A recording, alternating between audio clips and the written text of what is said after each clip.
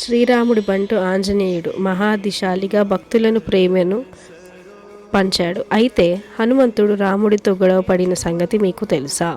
అంతేకాదు మహాభారతంలోనూ దర్శనమిస్తాడు. సప్త చిరంజీవుల్లో ఒకడిగా ఉన్న హనుమంతుడి గురించి కొన్ని ఆసక్తికర విషయాలు మనం ఇప్పుడు చూద్దాం. వెల్కమ్ టు మై ఛానల్ అండి, శరణ్య వ్లాగ్స్.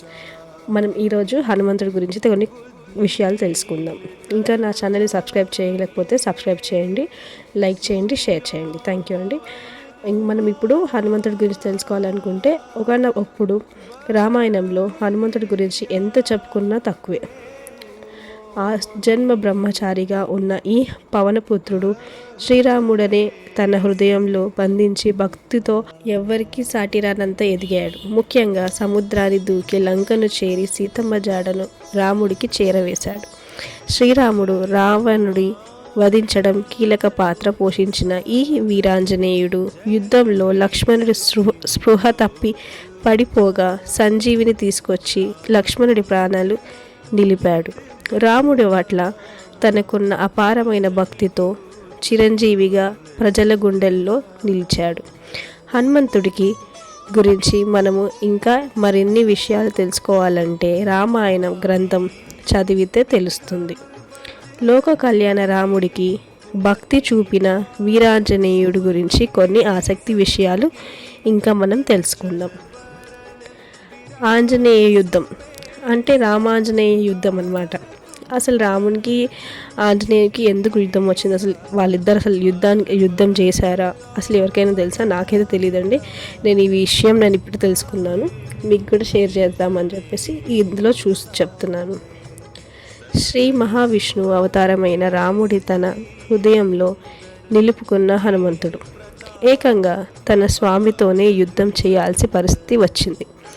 కాశీ రాజు యయాతిని చంపాలని శ్రీరాముడిని ఆదేశించాడు విశ్వామిత్రుడు. అయితే స్వతహాగా రామభక్తుడైన యయాతి తాను ఎలాంటి పాపం చేయలేదని వీరాంజనేయుడికి శరణు కోరాడు. యయాతిని రక్షిస్తానని ఆంజనేయుడు అభయహస్తమిస్తాడు. మహర్షి ఆజ్ఞ మేరకు యయాతిని తనకి అప్పగించాలని హనుమంతుడిని శ్రీరాముడు ఆదేశిస్తాడు. యయాతికి మాటిచ్చినందుకు అవసరమైతే తన ప్రాణాలని అర్పిస్తానని, యయాతిని మాత్రం ఇవ్వలేనని రాముడు వేడుకుంటాడు. ఇందుకు ఆగ్రహించిన రాముడు హనుమంతుడిని యుద్ధానికి ఆహ్వానిస్తాడు.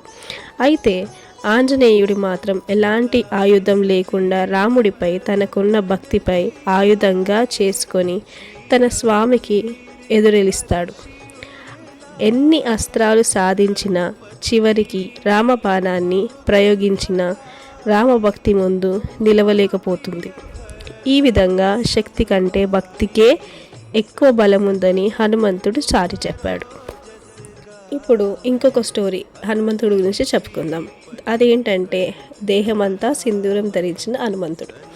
ఇది నేను మీకు ఒక వీడియో రూపంలో మీకు చూపిస్తాను. అదొక చిన్న యానిమేషన్ వీడియో. హనుమంతుడి ఆలయంలో చాలాసార్లు చూస్తుంటాం కదా. అయితే నిశితంగా పరిశీలిస్తే ఆంజనేయుడు దేహమంతా సింధూరం ధరించి ఉంటాడు. ఇలా ఉండటానికి ఒక కథ ఉంది.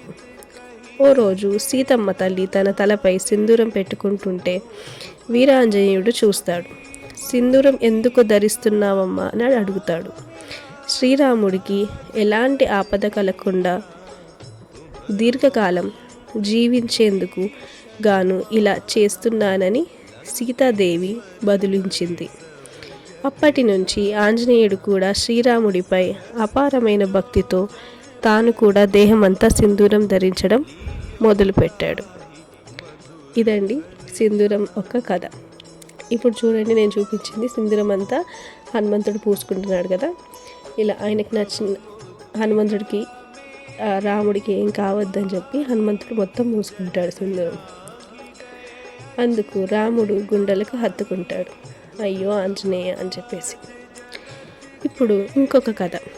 శనిదేవుడికి కాపాడిన హనుమంతుడు. అసలు శనిదేవుడు ఎందుకు వచ్చాడు మధ్యలో? శనిదేవుడిని ఆంజనేయుడు ఎందుకు కాపాడాడో చూద్దాం. పూర్వం రావణాసురుడికి బారి నుంచి శనిదేవుని ఆంజనేయుడు కాపాడుతాడు. అందుకు రుణపడిన శనీశ్వరుడు హనుమంతుడికి సేవించేందుకు ముందుకు వచ్చాడు. కానీ ఆ సమయంలో తన భక్తులకు శని ప్రభావం లేకుండా చూడాలని శనీశ్వరుడిని అడుగుతాడు. అప్పటి నుంచి హనుమంతుడిని కొలిచే వారికి శని చెడు ప్రభావం ఉండదు. అందుకే శనీశ్వరుని పూజించేవారు తప్పనిసరిగా హనుమంతుని కూడా కొలుస్తారు. అంతేకాదు హనుమాన్ చాలీసా రోజు పఠిస్తే శని చెడు ప్రభావం సోకదు. అంతే, ఇదండి హనుమాన్ చాలీసా మనం రోజు జపిస్తే మనకి ఎలాంటి చెడు ప్రభావం జరగదు అనేది కూడా శనీశ్వరుడు మన దగ్గరికి రాడు. ఇప్పుడు ఇంకొక కథ ఏంటంటే మహాభారతంలో హనుమంతుడు. అదేంటి మనం ఎప్పుడు చూడలే కదా హనుమంతుడిని, మహాభారతంలో ఎక్కడి నుంచి వచ్చాడు ఇప్పుడు అని చెప్పేసి అనుకోకండి. ఇప్పుడు మనం కథలోకి వెళ్దాం. కురుక్షేత్ర యుద్ధంలో హనుమంతుడు కూడా ఉన్నాడు. అదేంటి ఎక్కడ చదవలేదని ఆశ్చర్యపడకండి. కౌరవులతో యుద్ధంలో అర్జునుడి రథంపై ఎగురుతున్న విజయకేతనంపై ఉండాలని శ్రీకృష్ణుడు హనుమంతుడిని అడుగుతాడు.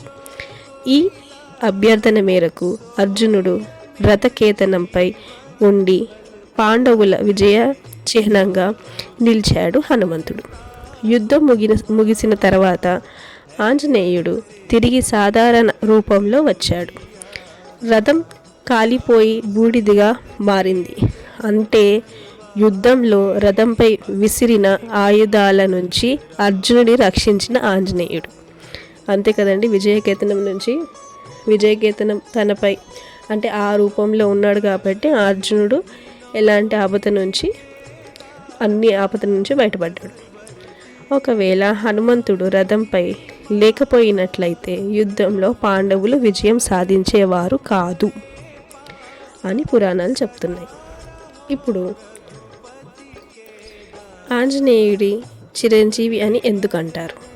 ఇప్పటికీ ఆంజనేయుడు బతికి ఉన్నాడు అంటే ఆయనకి చాలా ఆయుష్ ఉందన్నమాట. అసలు మరణం లేని వాడు అనమాట ఆంజనేయ స్వామి. ప్రాచీన హిందూ తాళపత్ర ప్రకారం విశ్వంలో ఉన్న 7 అమరుడు అంటే మరణం లేనివాడు. హనుమంతుడు ఒకరు. శ్రీరాముడు హనుమంతుడికి స్వర్గాన్ని ప్రసాదించినప్పటికీ పవనసుతుడు అందుకు అంగీకరించలేదు. తాను భూమిపైనే రాముడి భక్తుడిగా ఇలానే ఉండిపోతానని అడుగుతాడు. అందుకు శ్రీరాముడు కూడా ఒప్పుకుంటాడు. ఈ కారణంగానే భూమిపై రాముడిని ఇప్పటికీ భజనలు, కీర్తనలు కొలుస్తారు.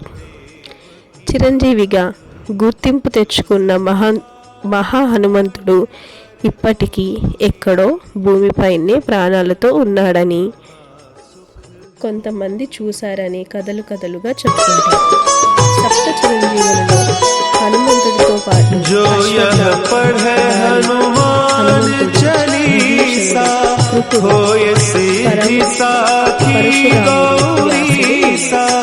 तुलसीदास सदा हरि चेरा की जय नाथ हृदय महडेरा।